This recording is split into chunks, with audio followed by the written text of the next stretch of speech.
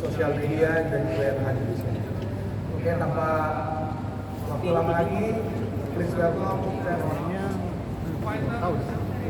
Selatan Jakarta tahun 2025.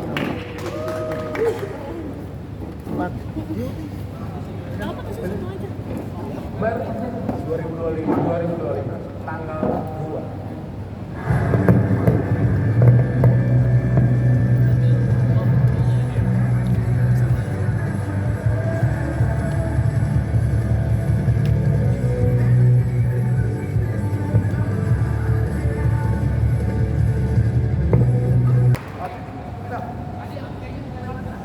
Venue ini ada di Karnaval Ancol Green Day kemarin.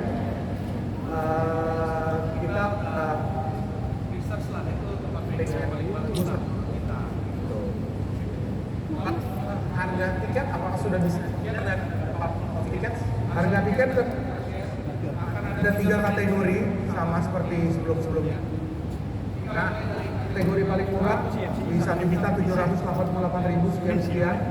Di kategori kedua kita 2 juta ribu sekian di 2 juta 88.000 belum termasuk pajak dan juga servis. Nah, Mas Rafael boleh jawab dulu ya? Oke, dulu kita lihat dari sini. Oke, aku rasa ketika berita-berita di medsos sudah mulai naik soal Foo Fighters, banyak yang akhirnya Foo Fighters beneran akan manggung di Jakarta. Sebelum kita bahas soal produksian dan di jam konser ya, kapan pertama kali rencana Foo Fighters setelah Indonesia ini dimulai? Kapan akhirnya Mas Rafael tuh merasa mari kita bawa Foo Fighters main di Jakarta Indonesia? Jadi ceritanya kurang lebih sekitar bulan sebelum konser ini saya dihubungi sama Fighters. Terus saya pikir bisa jadi sejarah banget. Dia tuh kapan Fighters bakal ke Indonesia sebenarnya. Oke. Jadi kapan lagi Fighters bisa ke Indonesia? Tapi saya masih bimbang sebenarnya.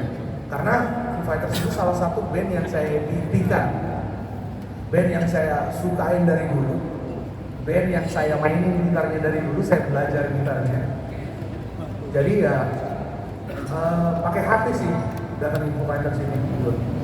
Jadi saya rasa ya semoga Foo Fighters bisa menjadi memberikan penampilan yang terbaik lah nanti di Jakarta pada tanggal 2 Oktober 2025. Maaf, kita harus sharing mikrofon. Oke, kalau ngomongin Foo Fighters, kita nggak cuma ngomongin band besar. Seperti yang Mas Rafael tadi bilang, dia bahwa sejarah ada rasanya gitu, ketika kita ngomongin soal Foo Fighters. Dan terakhir kali mereka manggung di Asia, terakhir itu adalah 2017. Dan terakhir ke Indo tuh 1996. Itu artinya udah berapa? 30 tahun. Iya, hampir 30 tahun. So, pertanyaannya, kenapa sekarang? Ya, kenapa sekarang dan kenapa mereka pilih Indonesia? Jadi untuk datengin Foo Fighters itu nggak segampang band-band lain. Di satu sisi dia juga sangat jarang untuk datang ke Asia. Makanya, ya waktu 2017 dia cuma datang ke Singapura ya, 5 kota doang di Asia ya, termasuk Jepang. Nah sekarang Indonesia menjadi pemberhentian tur pertamanya di 2025, yaitu Jakarta. Pastinya kita bangga bahwa Foo Fighters melebihi duluan main di Jakarta daripada di Singapura.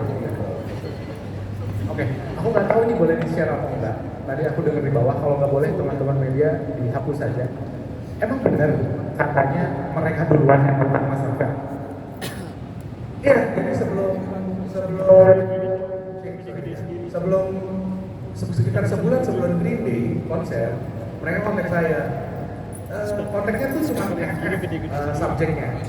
Jadi kan kita nggak tahu kan, bisa aja Fear Factory atau apa, festival atau apa. Mereka kontak FF. Terus saya buka emailnya, we gonna do Asia tour, which is gue belum percaya waktu itu. Karena itu kebiasaan, jadi mulai tuh ini scam. Kawan bilang, gue sih nggak scam, tapi gue nggak percaya dia mau ke Jakarta.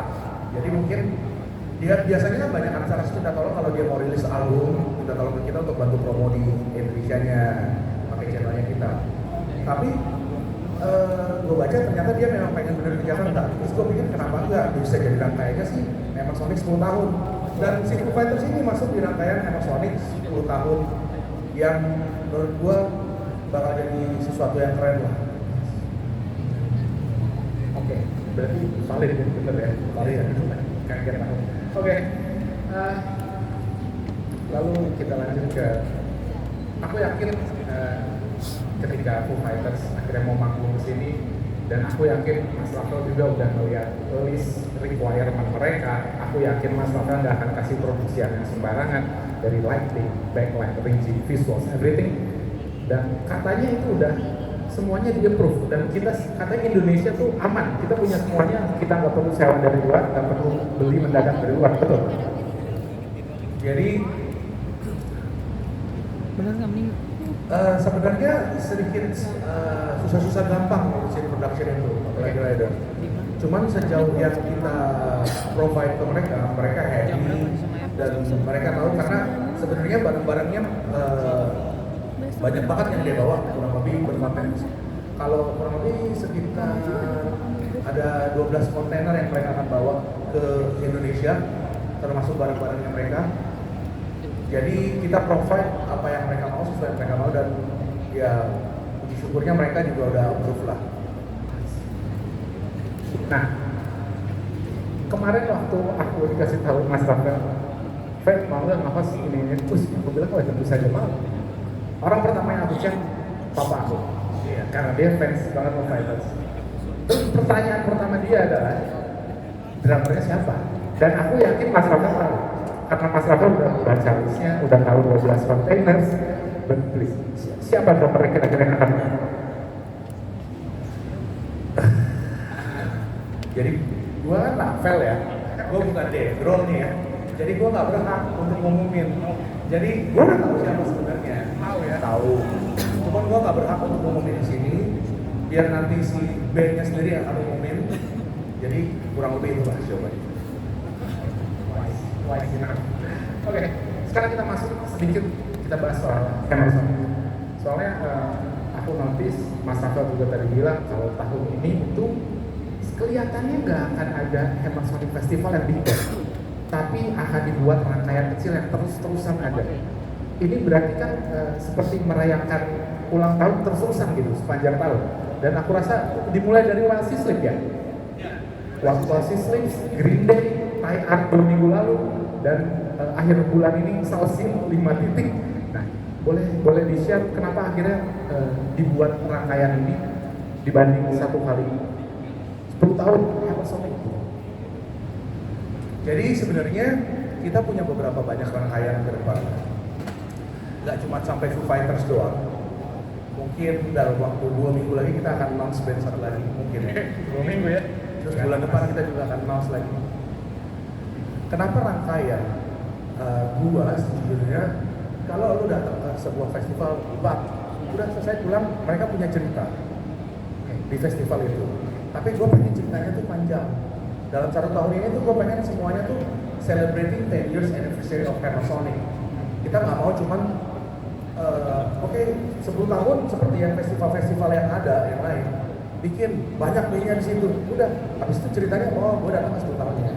Tapi gue pengen tuh punya journey-nya dari si ini, kalian udah bilang dari si itu, ini, sehingga tuh menghasilkan sebuah memori yang bisa diingat sepanjang masa. Oh, 10 tahunnya itu dirayainnya lama ya.